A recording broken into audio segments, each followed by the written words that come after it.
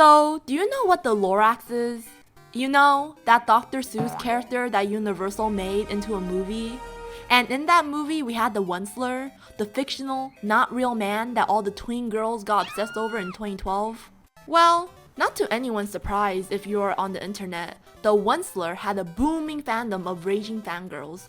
So feral, in fact, that perhaps if you went against them and said, "Oh, he's not that hot," you might get bitten by a bunch of 13-year-olds and die of rabies. You'll be like Raku-chan for real. You know, I actually once gave rabies to Crow. Actually, secretly this whole time, I had rabies too. What? So...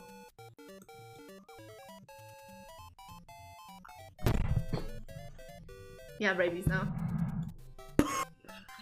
Same thing would have happened if you said that about Jack Frost, so take your pick. But what makes me talk about the Onceler fandom? What makes the Onceler fandom so unique?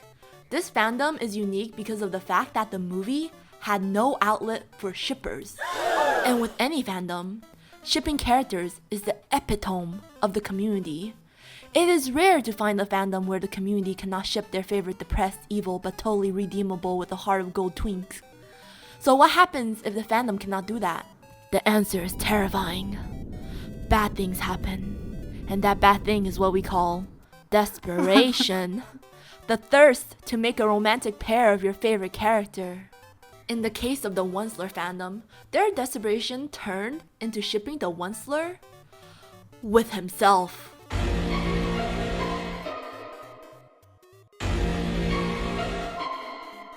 It became a fandom ridden with self-cest. It was a disease that overtook. There was the Dr. Onceler, the evil Oncelers, everything Oncelers, all in love with different versions of himself.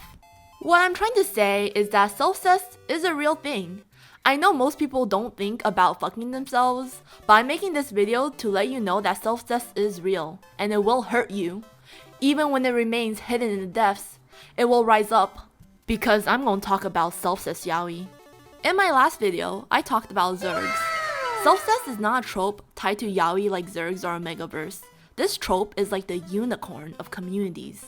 It's there, but it cannot be spotted. But unlike a unicorn, I don't think most people go out of their way to search for it. But I'm different from the other girls. I search for it. It's like collecting rare Pokemon cards. Like when hunting for shiny Pokemon and increasing your chances of encounter, and you like reading Chinese novels like me, your rates increase way more when consuming Chinese content. Still rare, but your rates increase. I'm not sure why it's more common in Chinese media compared to media from other Asian countries to encounter self-cest, but I have seen around 5 or 6 different self-cest novels and manhwas. I vividly remember the first time I saw a yaoi novel about this trope years ago. I started cackling and read it out of curiosity. While I don't remember the title of this novel, I remember the plot, which was about how the male protagonist regretted abusing his lover because at the beginning of the novel, the main character was the gong. Gong is another word for seme, and the show, another word for UK, died because of everything he did. The main character regretted it so much that he himself and regressed to the past. But what makes this novel self-cest? It is the fact that he regressed into the body of his lover. So now he's in the body of his dead lover and technically in a little black room, kept by himself from the past. Truly, only your past can truly haunt you. The plot continues, and because he felt bad for his lover whose body he's residing in, he promised himself not to give past him any sort or form of affection because he knew his lover would hate that. But as the plot progresses, and because the MC understands his past self so well and his obsession with his lover, he cannot help but take in the self-pity and eventually falls in love with himself, who in this case is the gong, and he became the show. Bro, it's kind of crazy how you used to be a gong and then like you suddenly like you're now the bottom. Like how does it feel like to suddenly get like fucked by yourself? Like, no, I don't think I can relate. I never finished reading the novel, but I got that far, and it seems this is the usual plotline for other Selfcest novels too.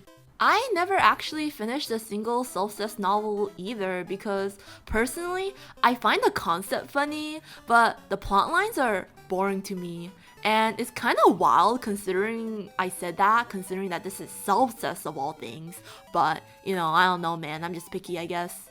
There was another manhwa that I glanced through. This one was about a straight dude and he transmigrated into a girl's body from his past, and then like somehow the past him had a crush on her now.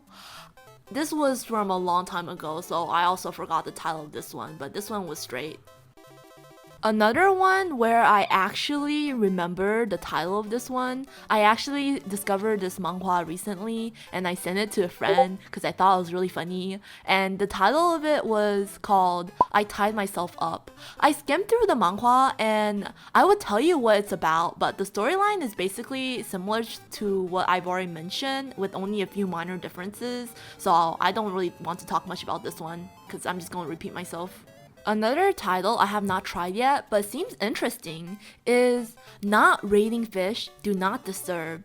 And the summary goes, rumor has it that the Ghost King, Chi Huo, has a hobby of raising fish, and fish raised by him can be seen everywhere in the cultivation world. From his royal corpse puppet to the leader of the flower immortal sect of the High Mountains, they are all men who have loved him. One day, Sea King Chi Huo capsized. The men who had sailed by him rallied to kill him, crushing him to ashes, marking the fall of the Sea King. After his death, Chi Huo's consciousness awakened and realized that he was the Sea King villain in the Danmei novel. The romance he thought before was just the fate of being forced to follow the plot. The so-called Sea King was just a fish in the eyes of heaven and will eventually be wiped out.